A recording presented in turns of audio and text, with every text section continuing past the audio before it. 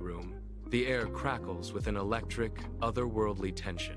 David suddenly finds himself floating, an invisible presence beside the operating table, completely detached from his body. His gaze drifts downward, settling upon his own lifeless form. A chilling spectacle in the sterile light. A profound sense of disbelief washes over him. A silent scream of utter shock and denial. He hovers, a ghost of himself, witnessing the impossible with dawning horror and confusion. The stark reality of his separation from his physical self creates an unbearable emotional chasm. In a frantic hospital corridor, David's translucent spirit glides unseen, a phantom amidst the living. Nurses rush past, their faces etched with urgency, as doctors huddle in hushed, grave tones. Families cling to each other, their faces a canvas of raw, palpable grief in the dim light. David watches, a silent observer in the maelstrom of sorrow, forever bound to this place. David, a spectral figure, watches Sarah, her face a canvas of raw grief and tear streaks, clutching her children. He extends a hand, a desperate gesture of comfort, but it passes through their forms, unseen and unfelt. Sarah and her children remain oblivious to his ethereal presence, lost in their own world of sorrow. The stark contrast between David's spectral form and his family's tangible grief hangs heavy in the air. In a vivid flashback, the young girl Lily's eyes, wide and unwavering, pierce through the darkness. Her gaze, intense and profound, seems to fixate on something beyond ordinary sight. The unseen observer's expression begins to shift, confusion clouding their features. Lily's unwavering stare holds a mysterious power, hinting at hidden depths. A dawning realization slowly spreads across the observer's face, a silent understanding taking hold. The flashback concludes, leaving behind the chilling impression of Lily's extraordinary vision. The hospital waiting room glows with a sterile, unsettling light, casting long, eerie shadows that dance on the walls. In the heart of the room, a chilling realization grips me, a silent terror that twists my soul. Bustling nurses, worried families move through me, oblivious to my presence, my spirit unseen and unheard. Under a somber gray sky, a cemetery stretches, its silent stones bearing witness to profound grief. Around an open grave, family and friends gather, their faces etched with the raw pain of loss. Sarah, visibly devastated, clutches her children tightly, her knuckles white with a desperate grip. Her eyes, filled with unshed tears, stare into the abyss, a silent scream of sorrow echoing in the air. The polished coffin, bearing David's name, is slowly lowered into the waiting earth, a somber descent. Sarah stands beside the grave, a silent sob escaping her lips, her grief a raw, palpable force. Her body vibrates with sorrow, a deep, silent cry echoing in the quiet cemetery. The dull thud of dirt hitting the coffin echoes, a stark and final punctuation mark on the moment. In a poignant flashback, young Lily stands beside her mother, a small figure brimming with unspoken understanding. Her eyes, wide and innocent, are drawn repeatedly to an empty space beside them, a silent acknowledgement. It is as if she perceives an unseen presence, a profound secret only she can witness. A quiet, knowing sadness flickers within her gaze, betraying a wisdom beyond her years. Her innocent eyes hold a profound, unnameable understanding of the invisible. As twilight paints the cemetery in somber hues, a subtle, eerie transformation begins. Ethereal, faint lights emerge from the earth near several graves, pulsing softly in the encroaching darkness. David, a lone figure, watches these strange occurrences, his face a canvas of bewilderment and unease. The soft, pulsing glow illuminates his bewildered expression, a silent question in the deepening night. In the moonlit cemetery, translucent forms begin to shimmer into existence, gathering among the ancient tombstones. Ethereal lights pulse softly, beckoning other spirits to this silent, spectral congregation. David stands amidst the rising spirits, a silent, solitary witness to the unfolding mystery. His eyes, wide with a mixture of awe and apprehension, track the ghostly figures as they coalesce. The air crackles with an unseen energy as the translucent forms drift closer, their purpose shrouded in an otherworldly silence. David's expression shifts, a profound uncertainty clouding his features as he watches the spectral assembly. 7 days after David's death, the cemetery is a canvas of shadows, gravestones barely visible under the shroud of night. A profound stillness hangs in the air, broken only by the whispers of the wind through forgotten monuments. Suddenly, from the heart of the cemetery, a searing, brilliant light explodes forth, banishing the darkness. Its intensity is breathtaking, a blinding white beacon tearing through the oppressive black of the night. The light pulses with an otherworldly power, casting long, dancing shadows from the ancient stones. It is a spectacle of raw, untamed energy, overwhelming the senses, piercing the very fabric of the night. In the spectral glow of a cemetery night, an ethereal light intensifies, pulsing with an otherworldly power. From the blinding brilliance, 3 luminous beings emerge, their forms tall and radiant, almost too bright to behold. They glide with an unearthly grace, their shapes indistinct, composed of pure, shimmering energy.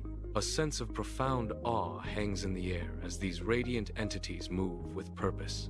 Their silent approach towards David's spirit is a ballet of light and mystery, a confrontation with the divine. David's eyes, wide and lost, reflect an ethereal montage of a lifetime of love and joy. Sarah's radiant, smiling face flickers, a beacon of happiness in the rapid-fire memories. The joyful chaos of his children playing, a vibrant, fleeting spark of pure delight, dances before him. His expression, etched with deep reflection, holds a lifetime of love, condensed into a single, breathtaking moment. In the haunted silence of a night cemetery, an ethereal light begins to gather, shimmering with otherworldly power. A colossal tunnel of pure, swirling light tears open the sky, stretching into the infinite abyss above the hallowed ground. The luminous beings, their forms radiant, emerge from the swirling vortex, their presence illuminating the darkness. With graceful, silent gestures, the beings extend an invitation to David, drawing him towards the blinding portal. David stands at the threshold of the unknown, the swirling light beckoning him to a destiny beyond mortal comprehension. In the somber night of the cemetery, David's form begins to shimmer, translucent and ethereal. An irresistible, gentle tug lifts him from the earthly plane, a silent farewell to the world below. He ascends into a vast tunnel of breathtaking, ethereal light, leaving shadows behind. With every inch he rises, his spirit glows with an otherworldly luminescence, radiating pure light. His form becomes a beacon, a radiant soul embarking on an unknown, luminous journey. David glides through a tunnel, a mesmerizing kaleidoscope of swirling colors and shimmering light. An overwhelming sense of peace and warmth envelops him, a blissful embrace from the ethereal realm. He transcends into a new dimension, a realm of pure light and boundless energy, where serenity reigns. In this serene existence, David finds ultimate bliss, bathed in the radiant glow of pure light. In a stark delivery room, fluorescent lights glare, highlighting Sarah's sweat-streaked face as medical equipment hums around her. Her jaw clenched, every muscle strains with an agonizing push, a testament to raw, visceral effort. Doctors and nurses move with precise, calm efficiency, their focus intense amidst the high-stakes drama. I stand helpless in the corner, a silent witness, my heart hammering against my ribs with each passing moment. The air crackles with anticipation and unspoken fear, a moment suspended between agony and new beginnings. The sterile delivery room hums with a chilling silence, the air thick with unspoken dread. A doctor, his face a mask of urgent concern, leans over, his hands moving with desperate speed. In a somber flashback, the doctor's face is etched with profound sorrow, his gaze heavy with unspoken grief. A slow, deliberate shake of his head conveys a devastating truth, shattering all hope. An oppressive silence descends, thick with the weight of an unbearable loss. His voice, barely a whisper, delivers the crushing pronouncement. No heartbeat. The finality of his words hangs in the air. Time of death. In a hospital delivery room, a flash of pure, brilliant light pierces the sterile air, momentarily blinding all within. The newborn, cradled in awe, begins to glow with an otherworldly warmth, its light pulsating with rhythmic intensity. This ethereal radiance expands, filling the room, casting an incandescent glow on every stunned face present. Medical staff, their faces illuminated by the mystical light, stare in utter disbelief, their expressions frozen in wonder. The soft, golden glow transforms the ordinary room into a chamber of pure magic, a testament to an impossible miracle. In a stark white delivery room, the air hangs heavy with anticipation.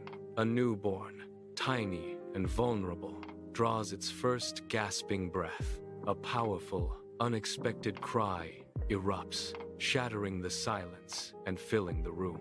Doctors and nurses, their faces etched with surprise, exchange wide-eyed, astonished glances. The extraordinary sound lingers, a moment of pure, profound wonder. In a hospital delivery room, Sarah's face is streaked with tears, a raw testament to the profound moment.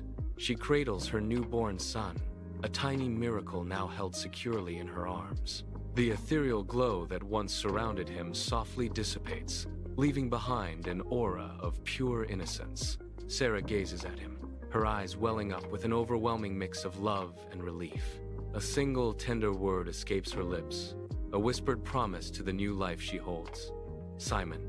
In this sacred moment, the world outside fades, leaving only mother, child, and an unbreakable bond. In a tender embrace, Sarah cradles a baby Simon, whose eyes hold an uncanny Simon, an infant, meets Lily's stare with a silent, knowing understanding that belies his age. The quiet room holds a profound, unspoken exchange between the innocent siblings, hinting at a world beyond their years.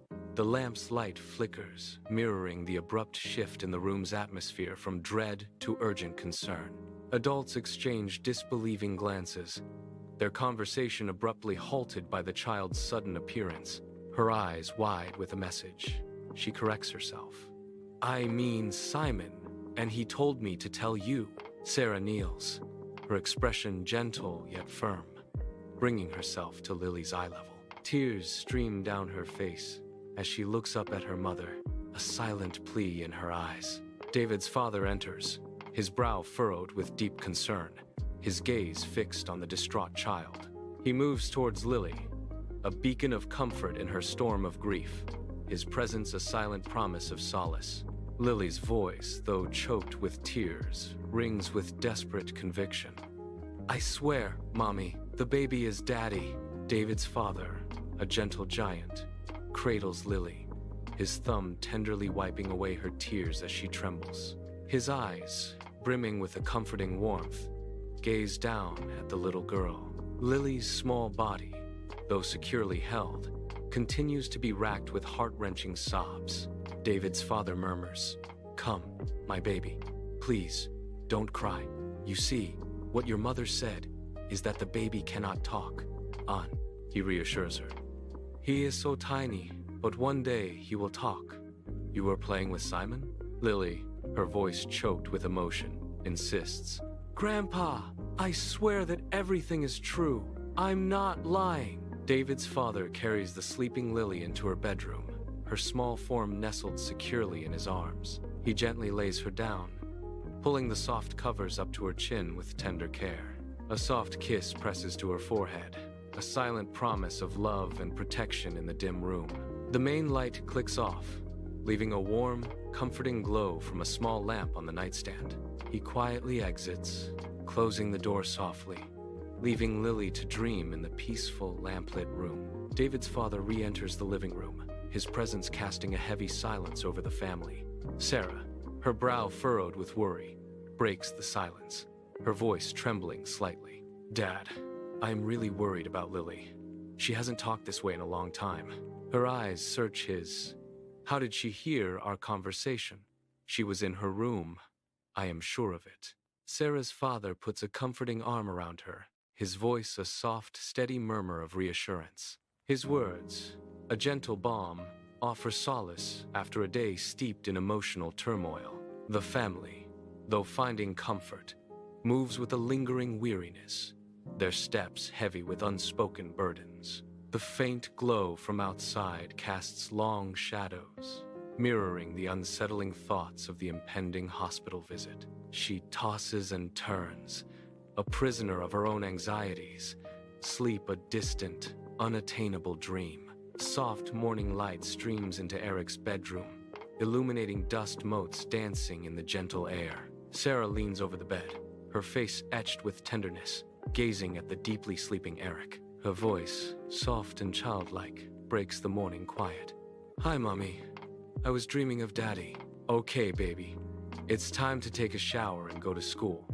We will discuss it after school, okay? Sarah says softly.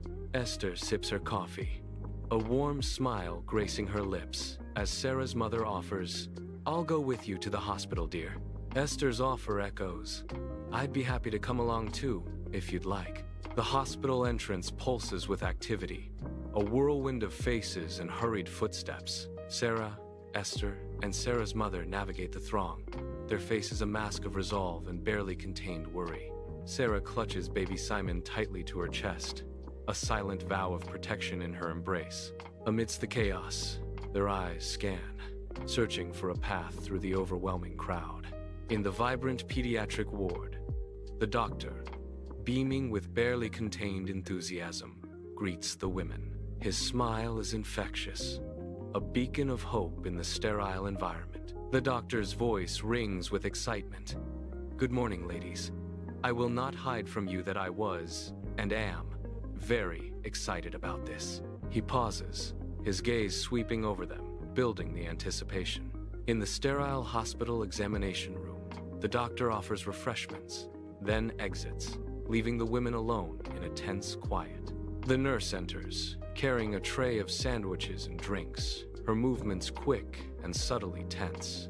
A hurried demeanor betrays a hidden urgency as the nurse moves, a palpable tension in her every step. A nurse enters, clipboard in hand, her presence a brief interruption to Sarah's frantic thoughts. With a quick apology, the nurse adds, Sorry, I have to rush, leaving Sarah to her mounting fears. Sarah sits on the examination table, her hands clasped tightly, a knot of worry etched on her face. Her eyes dart around the sterile room, searching for answers in the stark, white walls. Sarah whispers, I feel something is very wrong, and I am sure that it has to do with Simon. The doctor re-enters the examination room, his face pale and etched with distress. His earlier enthusiasm vanished. A grim, unsettling demeanor replaces his former confidence, signaling an unfolding catastrophe.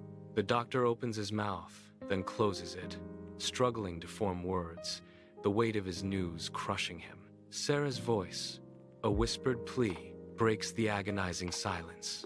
What's wrong? In a sterile, unnerving examination room, the doctor, his face etched with exhaustion, gestures, a file clutched in his hand. He explains the bizarre events, miraculous recoveries, and sudden, inexplicable deaths, even among state prison inmates. The heavy news of a hospital quarantine for an epidemic emergency hangs in the air, a silent dread. His phone buzzes, harsh and insistent. His eyes widen slightly at the caller ID, the CDC. In the sterile hospital room, the doctor hangs up, his face etched with grim concern, as he turns to Sarah and Simon. A flicker of worry crosses his face as he glances at Simon, his voice low and serious. The CDC team is here. I'm worried Simon might be the cause of all this, despite his supposed healing. Sarah turns on the TV, her eyes widening as a news reporter appears, surrounded by a chilling display of military and hazmat-suited CDC personnel. The reporter's grave voice details inexplicable deaths and a terrifying quarantine, casting a pall over the hospital. Dr. Smith from the CDC, visibly baffled, struggles to explain the baffling situation unfolding. He states that despite countless tests, No contamination or virus has been found, deepening the mystery. The deaths are from natural causes, he concludes, leaving the chilling enigma utterly unsolved.